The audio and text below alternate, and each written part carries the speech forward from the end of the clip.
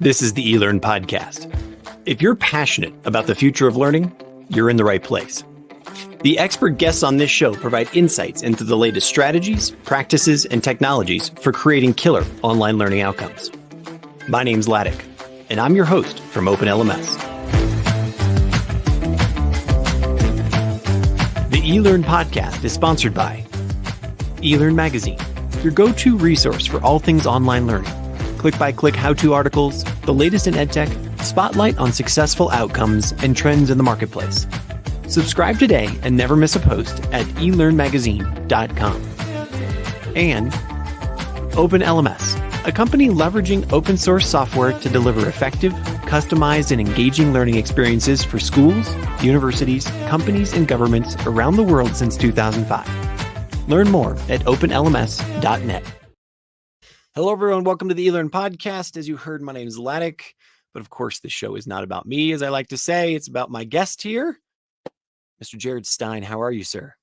Hey, I'm doing really well. How are you?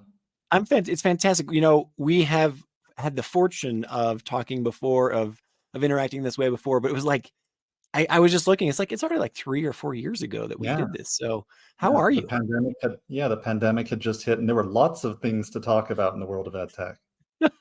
Well, there's good news. There's lots more to talk about here. For anybody who doesn't know who you are or where you're at, like, where in the world are you sitting today? Yeah, I'm in Utah. I'm near Salt Lake City, just on the outskirts, the point of the mountain, as we call it. The point of the mountain. You know, as a Coloradoan, I feel like I should know what that is, but there you go. I don't. It just means the transition between Salt Lake Valley and Utah Valley, where all of the tech startups are. Okay, fantastic. Well, speaking of which, why don't you give us the 60 seconds on who you are? You've transitioned into a new life since the last time I spoke with you, but so why don't you set the stage for us about who you are? Yeah, that's right. So about half of my career was spent in higher education, leading teams that developed and launched fully online courses and programs, blended teaching and learning, all of that good stuff. And then I joined this little tiny startup called Instructure shortly after they closed their Series B. They're best known for Canvas. And I was with Instructure for 11 years, doing a number of different things in a number of different roles, but primarily in product strategy and corporate strategy toward the end. I left Instructure in January of this year, and now I run my own consulting business called Rarebird. And it's really focused on early stage EdTech companies, although I do some work with universities as well. Fantastic. Congratulations on the transition. Exciting. You know, I feel like the name of the company, the name of your firm right now reflects the conversation we're about to have around when a person or it could be a head of an L&D department, it could be the head of a tech department, whatever. When should you stop ignoring EdTech startups? And what I'd like to do is I'd like to help everyone understand why this is a problem, even though most people experience this problem every day. Even I'm thinking from the individual consumer of a professor or a teacher or a learning professional to someone who's making bigger purchases or investment decisions. Talk to me about that. Why is this a problem? Yeah, I think it's important, and maybe we can toggle back and forth between the perspective of the EdTech and of the potential consumer or the buyer. But I think from the consumer, buyer, or even user perspective, oftentimes, they have problems and challenges day to day, and they would like to have solutions for them, sometimes tech-enabled solutions for them. And so it's in their best interest, and many of them often are sort of aware of and kind of always scanning the horizon for the next big thing, what might be new out there that can help them do their jobs better and serve their people better. But having said that, right, there are a lot of companies out there selling solutions and vending products. And it's, one, just hard to give attention to those in general. And two, when those are really small companies that may have less credibility, may have less maturity, it may not seem like it's a good use of your time or your resources to even let them in the door, let alone think about their product in a meaningful way. And yet, as we think about all of the problems and challenges we face in the world and in our jobs day to day, we oftentimes would agree, yeah, we need more solutions. We need more innovation. The tools that we have might be okay, but they could be a lot better. And so engaging with those founders and innovators who are really trying to solve problems in novel ways could be in our best interest, not only because we might at some point have the chance to use their products and benefit from them, but also because, especially with early stage companies, right, there's a lot of give and take between the founders and the heads of product and their earliest customers, or even just the earliest folks that they engage with, because they're learning every single day about what's important, what the problems are, and how to best solve them. This brings me to a place in my mind where it's a place I love to talk about. You said, you still interact with a lot of universities, and that was your client base for a long time.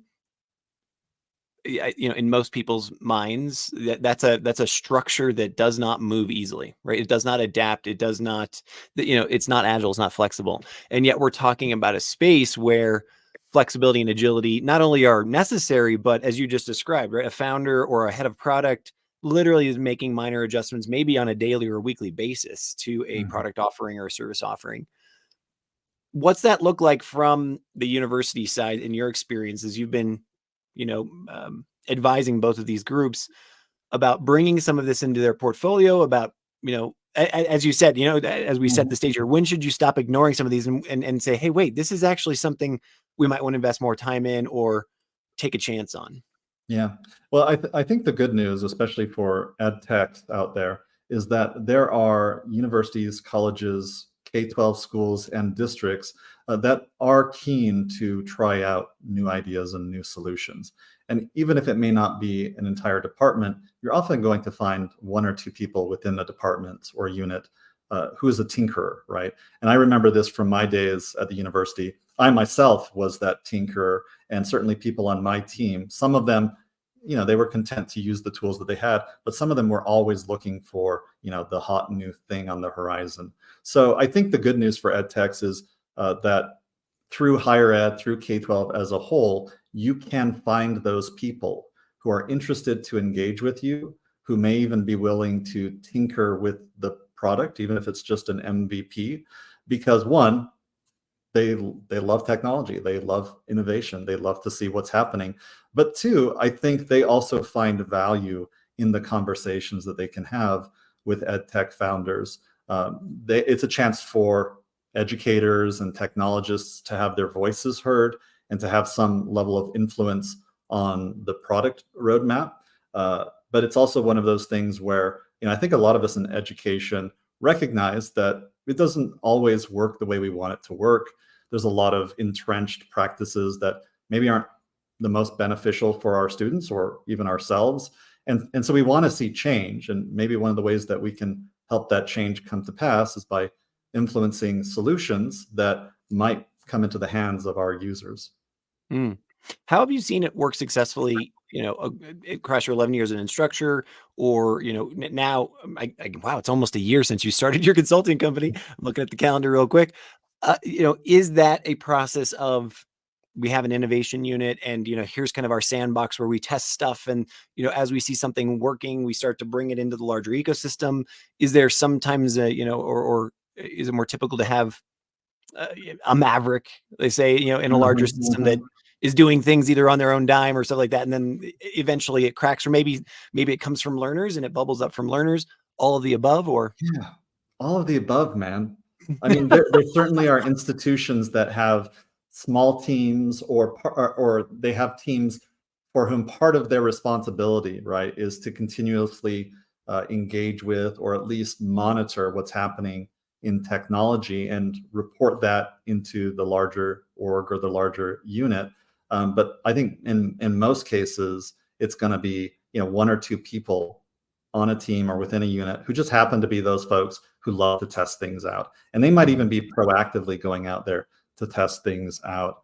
But, there's a lot of examples from my own experience, both inside, outside, and, through Instructure, where institutions or teams within institutions or schools were willing to engage, were willing to discuss. And I think for them also, it's a process of discovery around the challenges and the problems that they have, but discuss, right, what a potential solution might look like, and even participate in some of the earliest stages.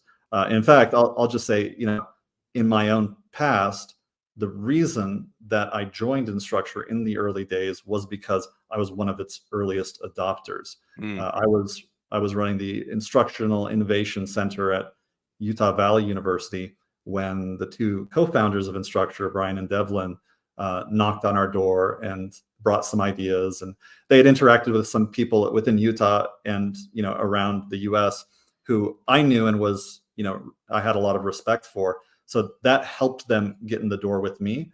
And when they started talking to some of the challenges that I had seen with the LMS, with online education in general, but also exposing some of the areas that they had less knowledge or perhaps were ignorant of, that dialogue, not only was it enjoyable, I think it became fruitful. Now, I'll admit that during the 9 to 12 months that they would come by and visit, maybe once every 2 or 3 months, I was extremely skeptical. One, that they would get this product off the ground, but two, that they would have a chance to compete with the likes of a Blackboard. So this conversation is interesting to me because I was that person who both loved to tinker, but was also skeptical, maybe even cynical about an early stage company's ability to bring a product to market that would not only compete with the incumbents, but also just be mature enough that we would want to choose to use it. And yet it worked out for Instructure over the long term. I'll make the long story short. We had a good chance to influence the roadmap at that time. It was a chance for us to try this new technology firsthand. I think that helped them develop some traction and momentum in the state, and that led eventually, over time, to a statewide deal for them. I dive a little deeper into that influence piece, right? Because I think that would, for me, that would be the most attractive thing if I was sitting, as you said, in the innovation department, or whoever I am. I would want to flex the muscle of the institution I was at or the company I was at to say, look, we want to participate. We'd love to be a part of a beta or whatever. But we also want to, we want to be able to sit down with you once a month or a quarter and say, here are the things we need you to change or to do differently. How successful is that? Because then you also have the sort of the classic, we've seen it in the movies and whatever, the classic founder is like, no, I know what I'm doing, the Sure. Steve Jobs, sort of like, I know the vision, you don't, kind of thing. Talk to me about those two personalities meeting. Yeah, well, let me start from the EdTech founder's perspective or the head of products perspective, right?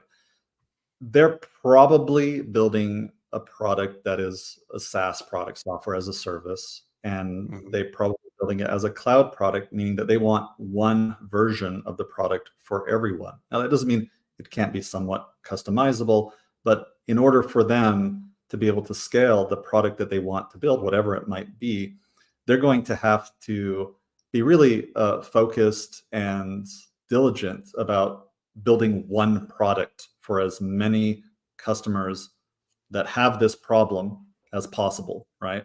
So they don't want to build one-off solutions. They don't want to build highly customized solutions.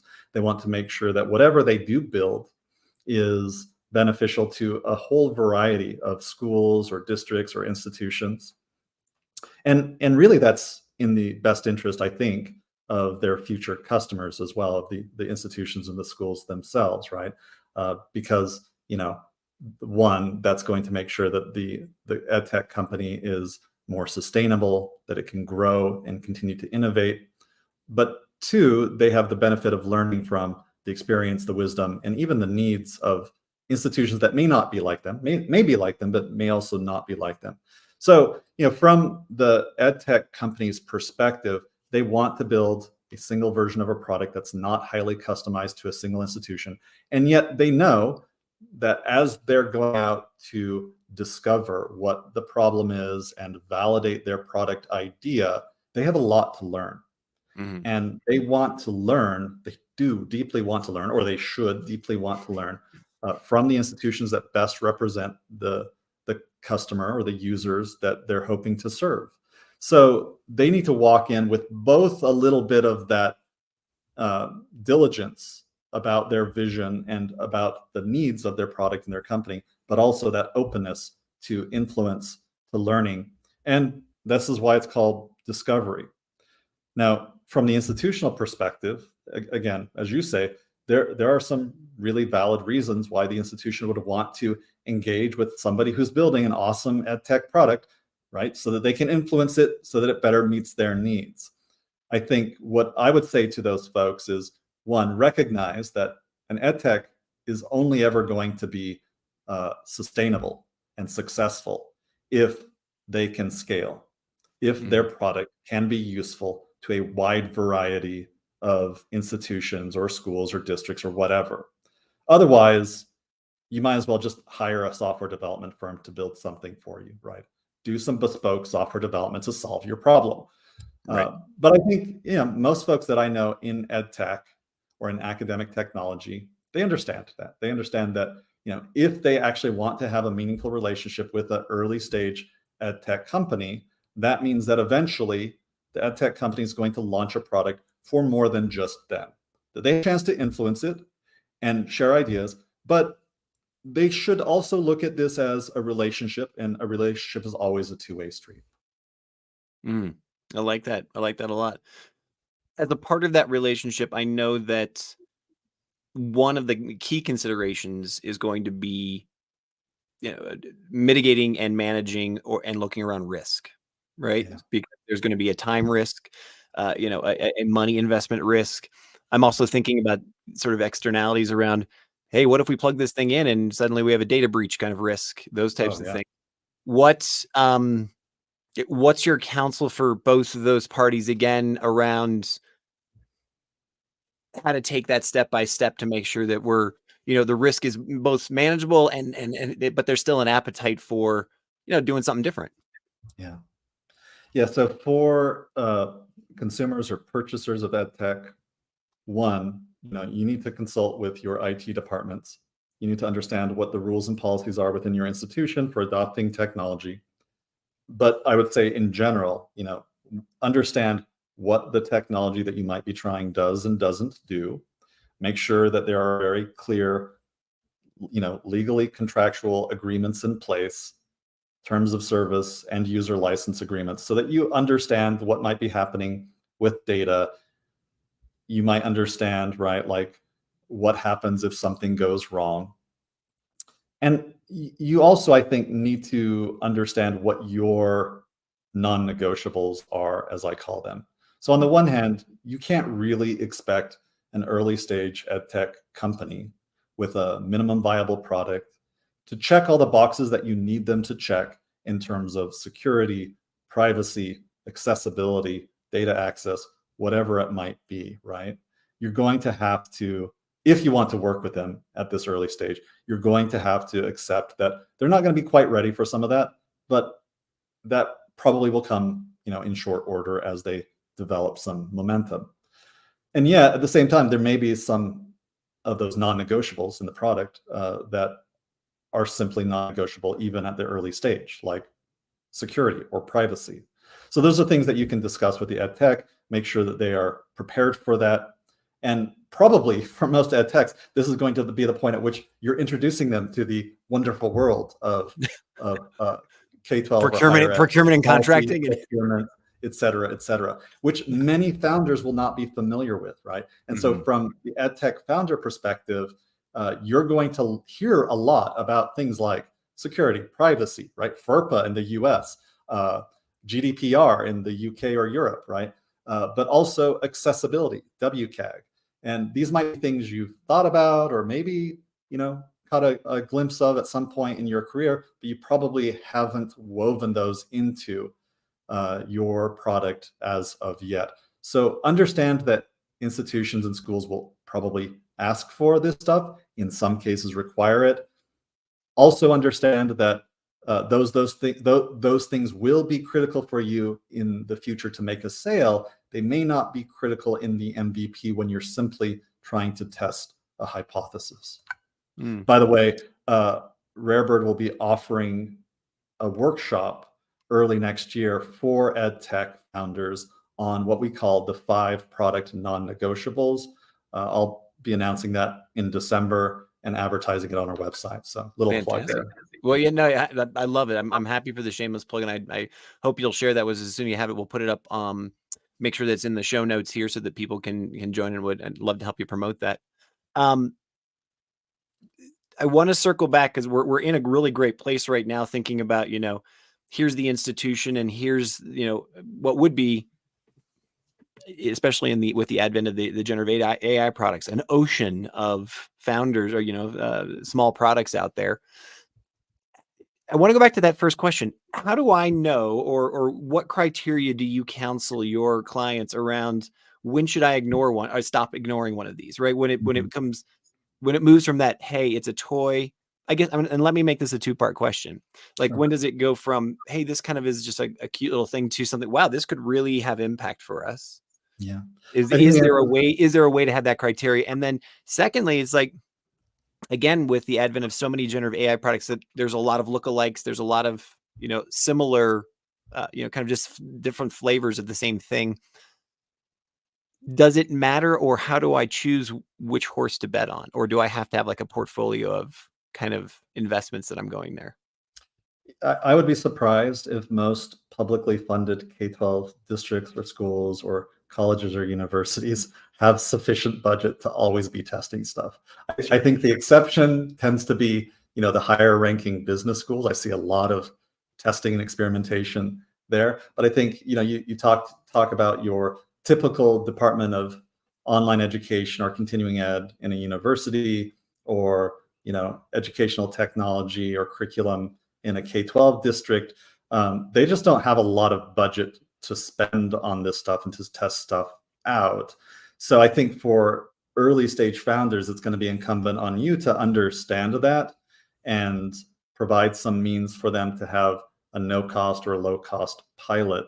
But to your question, Ledig, I think the answer as to when is it too early, or when is it the right time to start testing this stuff, is going to vary from institution to institution and unit to unit. So there's not a simple answer to that, but certainly you can expect that you would be thinking about, right, what are our problems and what are our priorities, because some problems are higher priority than others, and a high priority problem for which there is no obvious solution might be a really good candidate to go out and test some early stage solutions with Give some. me an example of something that would be high priority that you've seen recently in your practice.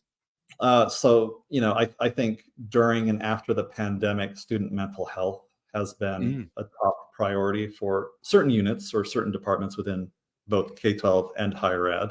And that's an area for which there really hasn't been a lot of obvious solutions, at least technology-enabled solutions in the past. More are available today, but that's certainly one of those issues.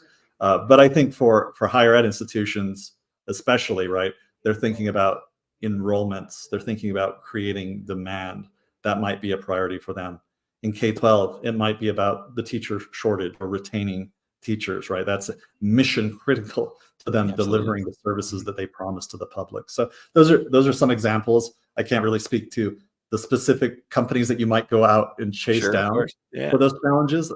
There are several, but those are some examples of how, an institution, a district might have a list of priorities, and it's through that list of priorities that they decide, okay, there's nothing out here that's going to help us here, at least as far as we know. Maybe we should do a little searching. Maybe we should do a little exploration and see what might be percolating in EdTech. So that's number one. Like, what are your priorities? Number two is, what are your requirements in terms of IT? What are those non-negotiables for you, even just to test something out?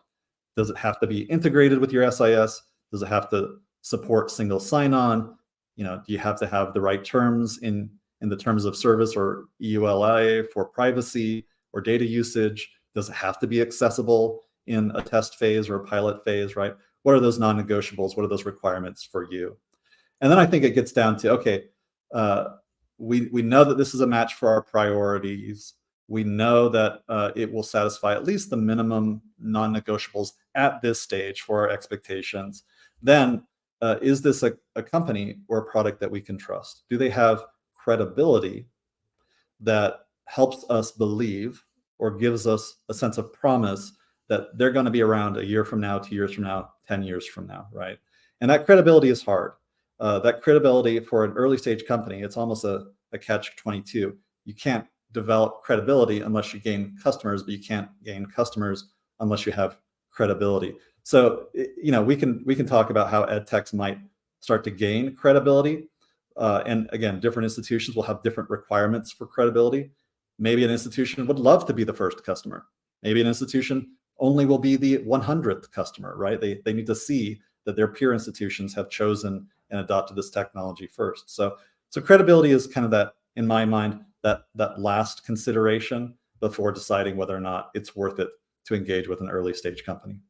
Fantastic. I love it. And talk to me about the other end of the deal that I think probably maybe we definitely don't think about it as often, because we put a lot of we front load our effort in order to say, how do we make a good choice to take a test?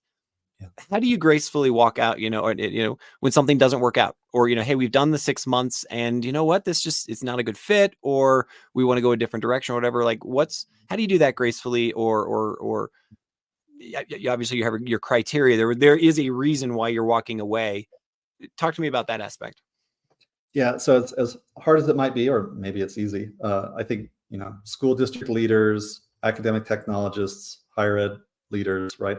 They need to provide ed techs that they have started a relationship with feedback, because that's really what they need. And not everybody loves feedback. In fact, I think everybody sort of struggles to honestly and openly accept critical feedback, but that's what they need. So, certainly there will be some term to any kind of relationship if you formalize it, a period of time.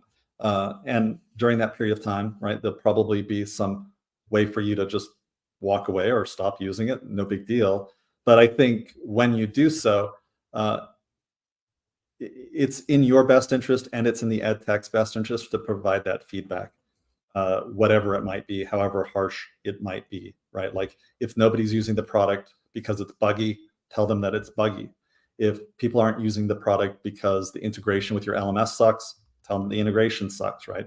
If people are trying to use the product, but they can't get a hold of anybody within the ed tech to provide some support, they need to know that, right?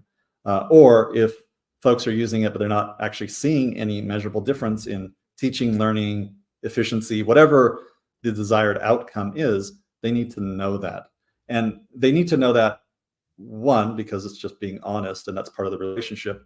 But two, because especially early stage companies, they need to know when they need to pivot, right? They're trying to find what's called product market fit. And that doesn't happen your first go out. That happens over time, maybe even over years.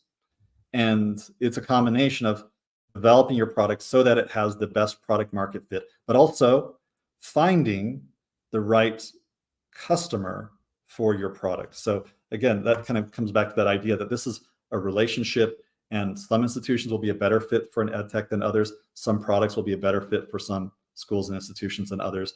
But it's really up to the founders of the ed tech to understand that these things are going to change and pivot and evolve over time.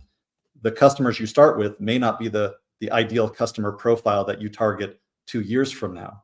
The product that you start with may not be the product that you're bringing to market 2 years from now. So again, I'm probably beating a dead horse here, but that feedback that founders and leaders within ed techs get from schools and institutions is critical to them, because they need to make those decisions fast.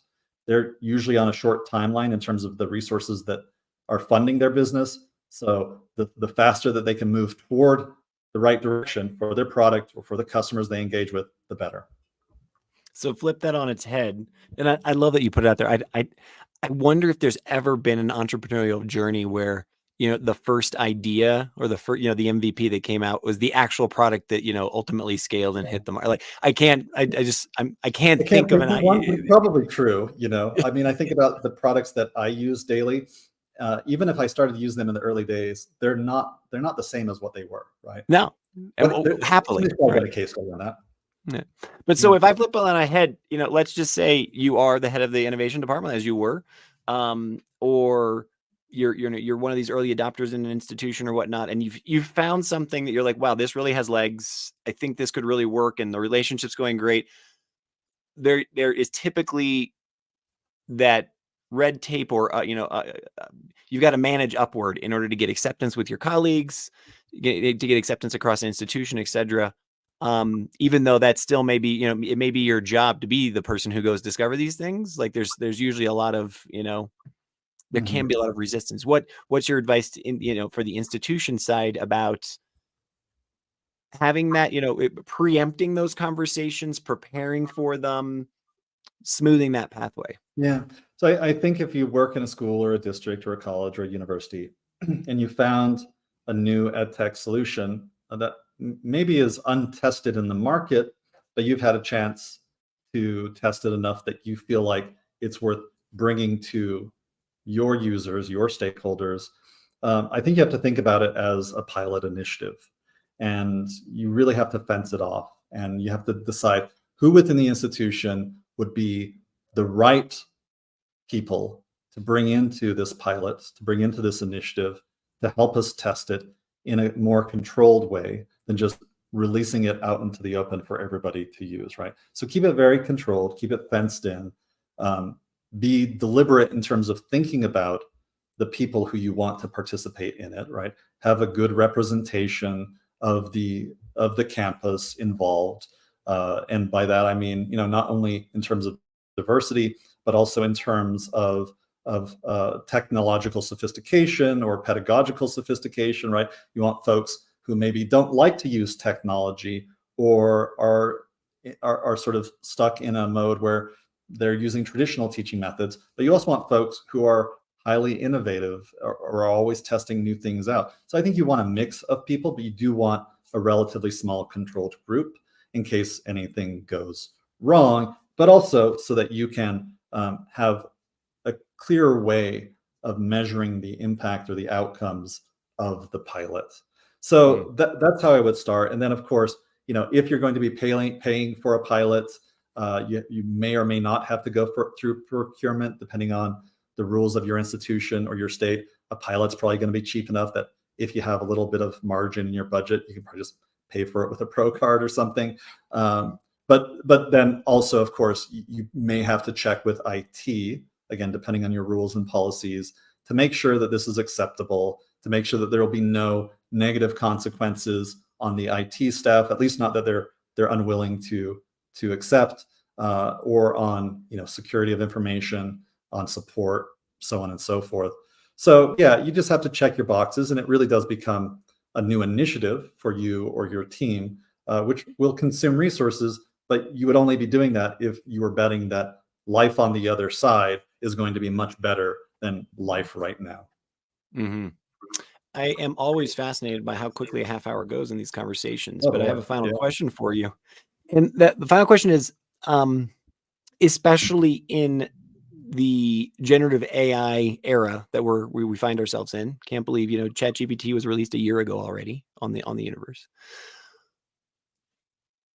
As an institution, where do I look for promising and legitimate and, as you say, trustworthy startups and solutions, in a way that it's not just sort of a Google search or an internet search. Like, you said you're standing at the tip of the mountain there where there's a valley where, kind of EdTech startup, but then there's Silicon Valley, there's Austin, Texas, there's New York, there's so many different places. Are there forums, chats, conferences, or like where would you look if you were if you were tasked with this from an institution, to just sort of keep your finger on the pulse, but then also say, hey, here's like a legitimate set that I should continue to pay attention to start making choices from? Yeah, that's a good question. So for K-12 and higher ed in the US, there are a couple of national conferences that I believe they still encourage early stage startups to participate in. So ISTE for K-12 and EDUCAUSE for higher ed. At EDUCAUSE each year, at least the past 5-6 years, in the vendor hall, there has been what they call Startup Alley, where EDUCAUSE makes it very affordable for a startup to showcase what they're working on and have those conversations. And that usually gets pretty good traffic. So I like those events because they're events that you're probably going to go to already. You have a chance to meet with a bunch of founders and see a bunch of products at once. Those events sort of ask the EdTechs themselves to put some skin in the game in terms of, sponsoring and showing up. So I like those, but those are only once a year. And so if you're kind of looking all the time, that's not necessarily going to serve you well. So, if you're looking all the time, you're trying to stay in touch with what's happening right now.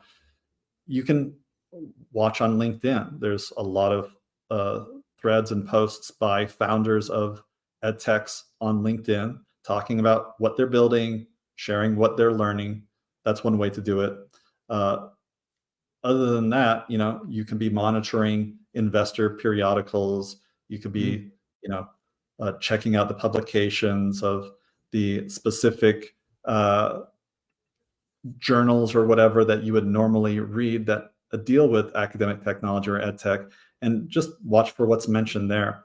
But I don't know of any particular hub that I would strongly recommend. There certainly are organizations like StartEd, for whom I volunteer and mentor, that help early stage companies learn about the market, develop their practices, and start to engage with potential customers. But I think that's more around product development, go-to-market planning, developing your business. I don't know if that's necessarily a community Sure. for potential users and customers to engage with early stage EdTechs. So, but I will say this, the flip side of that really quickly is, if you're an EdTech founder, you're probably, no matter how much discovery and research you're doing, no matter how many conversations you're having, you're probably not having enough. Yeah. And a lot of folks that you call and try to talk to will say no, but you got to keep trying. You've really got to have those conversations. You've really got to focus on, and as some have said, fall in love with the problem, not your solution, in order to develop that product market fit and determine that market feasibility. So it's up to them to go out and start those conversations. I love it. We will fall in love with the problem and put a pin in it there. Jared Stein, you are the founder, the owner of Rare Bird, and you are advising EdTech startups out there to have those conversations, to fall in love with that problem. I really love it. What's the best way for people to get in touch with you if they have questions or like to follow up with you? Sure. My website is rarebird.tech, TECH, and you can just email me, jared@rarebird.tech. Super cool. Thank you so much again for taking your time out of your day. And I hope we get to talk again before 3 years. This was so fun. I hope we do as well. Have a great day. Bye-bye.